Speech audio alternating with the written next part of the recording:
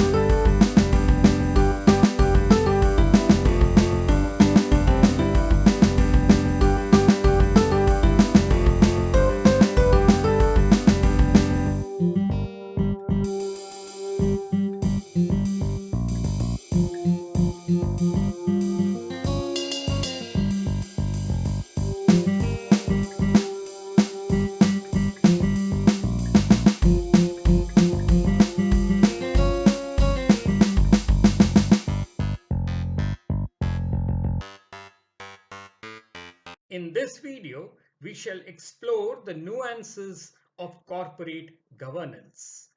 Corporate governance refers to the way a corporation is governed. It is the technique by which companies are directed and managed. Being a complex subject, we shall carry the subject of corporate governance over 3 videos. In this, the first video, we shall see the various definitions of corporate governance, analyze its need and benefits, talk of the 3 major principles of corporate governance, and finally, study the various models of corporate governance and the legal status of corporations. In the second video, we shall study the OECD principles of corporate governance and understand the mechanisms and controls of corporate governance. In the third and final video, we shall understand the importance of corporate governance in India and the SEBI Code of Corporate Governance. We shall also wrap up the topic with our observations to help us frame our examination answer. Corporate governance means carrying the business as per the stakeholders' desires. It is conducted by the board of directors and the concerned committees of the company's stakeholders' benefit. It is all about balancing individual and societal goals as well as economic and social goals. So we may say that corporate governance is the interaction between various participants, that is, shareholders, board of directors, and the company's management, in shaping a corporation's performance and the way it is proceeding towards profitability.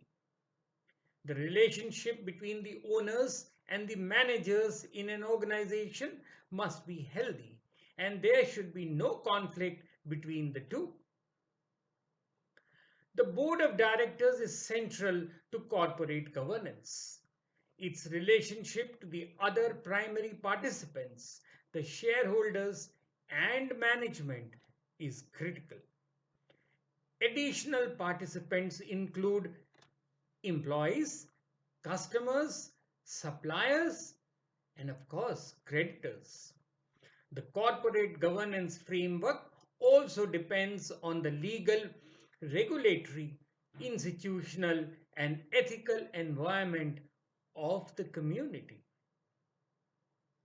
So, how then do we define corporate governance?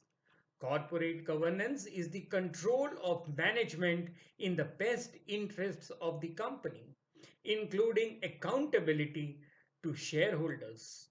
Now, who in turn elect directors and auditors and vote on a say on the pay to be given to these.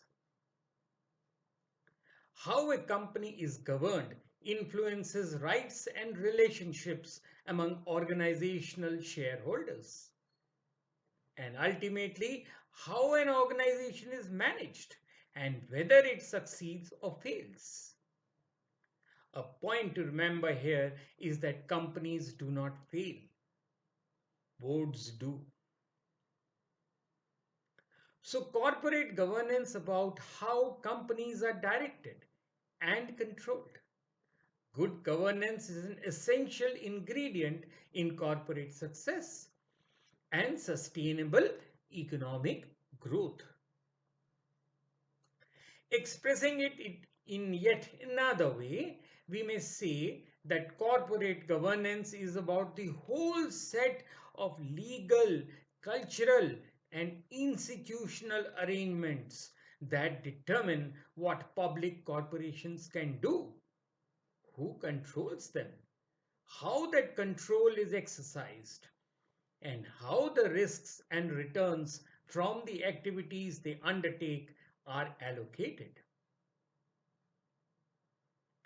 Corporate governance is certainly not a new concept. When people own property, they care for it. Corporate governance simply means caring for property in the corporate setting. Corporate governance ensures that the board of directors is accountable for the pursuit of corporate objectives and that the corporation itself conforms to the law and regulations. The relationship between the shareholders, directors, and management of a company is as defined by the corporate charter, by the bylaws, formal policy, and obviously the rule of law of the country. Now, you may well ask me, what is the need for corporate governance? The need for corporate governance is highlighted by 7 factors. Right then, let's have a look at them. The first factor is widespreading of shareholders. Today, a company has a very large number of shareholders spread all over the nation and even the world. A majority of shareholders being unorganized and having an indifferent attitude towards corporate affairs. The idea of shareholders' democracy remains confined only to the law and the articles of association, which require a practical implementation through a code of conduct of corporate governance. The second factor is changing ownership structure. The pattern of corporate ownership has changed considerably, with institutional investors, foreign as well as Indian, and mutual funds becoming the largest shareholders. These investors have become the greatest challenge to corporate managements. forcing the latter to abide by some established code of corporate governance to build its image in society. The third factor is corporate scams or scandals. Corporate scams or frauds in recent years have shaken public confidence in corporate management. The need for corporate governance is thus imperative for reviving investors' confidence in the corporate sector towards the economic development of society. The fourth factor is greater expectations of society from the corporate sector. Society today holds greater expectations of the corporate sector in terms of reasonable price, better quality, pollution control, best utilization of resources, and so on and so forth. To meet social expectations, there is a need for a code of corporate governance for the best management of company in economic and social terms. The fifth factor is hostile takeovers. Hostile takeovers of corporations witnessed in several countries has put a question mark on the efficiency of managements of companies. This factor also points out to the need for corporate governance in the form of an efficient code of conduct for corporate managements. The sixth factor is huge increase in top management compensation. It has been observed in both developing and developed economies that there has been a huge increase in the monetary payment packages of top-level corporate executives. There is no justification for exorbitant payments to top-ranking managers out of corporate funds, which are a property of shareholders and society. Now, this factor necessitates corporate governance to contain the ill practices of the top managements of the companies. The seventh and final factor is globalization. Desire of more and more Indian companies to get listed on international stock exchanges also focuses on a need for corporate governance. In fact, corporate governance has become a buzzword in the corporate sector. There is no doubt that international capital market recognizes only companies well managed according to standard codes of corporate governance.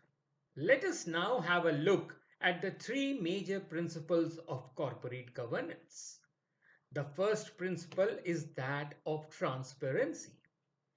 Corporate transparency describes the extent to which a corporation's actions are observable by outsiders. From the perspective of outsiders, transparency can be defined simply as the perceived quality of intentionally shared information from the corporation. It employs an accurate, adequate, and timely disclosure of relevant information about the operating results, etc., of the corporate enterprise to the stakeholders. In fact, transparency is the foundation of corporate governance, which helps to develop a high level of public confidence in the corporate sector. For ensuring transparency in corporate administration, a company should publish relevant information about corporate affairs in leading newspapers. For example, on a quarterly or half-yearly or on an annual basis. There are three primary dimensions of corporate transparency. information disclosure, clarity, and accuracy. To increment transparency, corporations infuse greater disclosure, clarity, and accuracy into their communications with stakeholders. For example, governance decisions to voluntarily share information related to the firm's ecological impact with the environmental activists indicate disclosure. Decisions to actively limit the use of technical terminology, fine print, or complicated mathematical notations in the firm's correspondence with suppliers and customers indicate clarity, and decisions to no bias or not to bias, embellish, or otherwise distort known facts in the firm's communication with investors indicate accuracy. The second principle of corporate governance is that of accountability. Accountability is a liability to explain the result of one's decisions taken in the interest of others. In the context of corporate governance, accountability implies the responsibility of the chairman, the board of directors, and the chief executive for the use of company's resources, over which they have authority, in the best interest of the company and its stakeholders. Corporate accountability is also the performance of a company in non-financial areas such as social responsibility, sustainability, and of course, environmental performance. Corporate accountability espouses that financial performance should not be a company's only important goal, and that shareholders are not the only people a company must be responsible to. Stakeholders such as employees and community members also require accountability.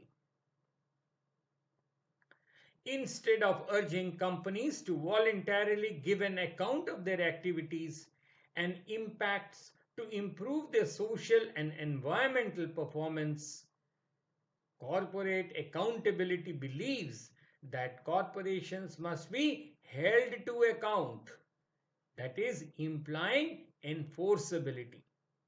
Now, this is a more radical position than that of corporate social responsibility. The third principle of corporate governance is independence. Good corporate governance requires independence on the part of the top management of the corporation. That is, the board of directors must be a strong, non-partisan body so that it can take all corporate decisions based on business prudence. Without the top management of the company being independent, good corporate governance is only a mere dream. In corporate governance, independence is therefore important in several contexts. It is vital that external auditors are independent of their clients, that internal auditors are independent of the colleagues they are auditing, and that non-executive directors have a greater degree of independence from the executive colleagues on a board. It therefore refers to the avoidance of being unduly influenced by a vested interest and to being free from any constraints that would prevent a correct course of action being taken.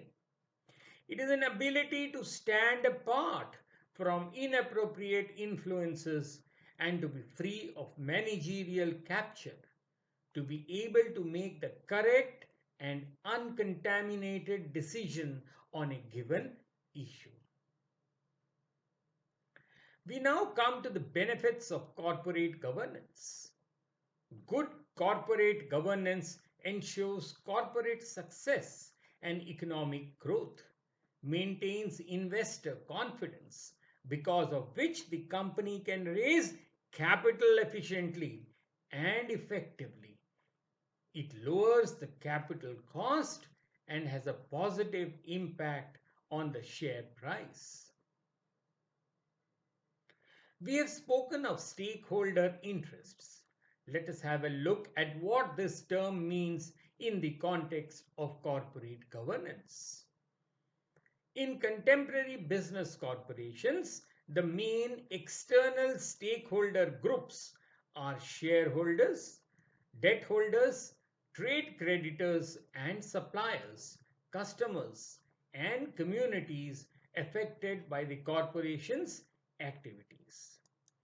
Internal stakeholders are the board of directors, executives, and other employees. Next, let us have a look at the models of corporate governance. Different models of corporate governance differ according to the variety of capitalism in which they are embedded. The Anglo-American model tends to emphasize the interests of shareholders. The multi-stakeholder model associated with continental Europe and Japan also recognizes the interests of workers, managers, suppliers, customers, and the community. A related distinction is between market-oriented and network-oriented models of corporate governance. Right, then please do ask, what about the Indian model? Yes, the Securities and Exchange Board of India Committee on Corporate Governance defines corporate governance as the acceptance by management of the inalienable rights of shareholders as the true owners of the corporation and of their own role as trustees on behalf of the shareholders. It is about commitment to values, about ethical business conduct, and about making a distinction between personal and corporate funds in the management of a company.